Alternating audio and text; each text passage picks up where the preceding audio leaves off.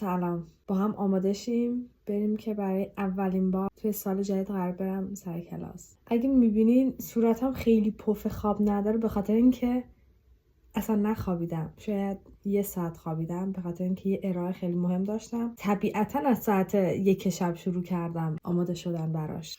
یکی از دلایلی که دیشب خیلی دیرتر همیشه شروع کردم بخوندم، خیلی سخت بود دوباره بخوام درس بخونم بعد از 3 هفته تقریبا. من یه جوری میگم بیاین با هم آماده شیم انگار مثلا میخوام 7 قلم آرایش کنم. خوبه فقط قرمه مرطوب کننده و ضد آفتاب مقدار تینت هم میزنم رنگ روم باز بشه. فقط به خاطر اینه که خیلی رنگم پریده من نسبت به این جایی‌ها. هوای -2 درجه هر کی باشه رنگ عوض میکنه. انقدر لباس پوشم نمیتونم حرکت کنم.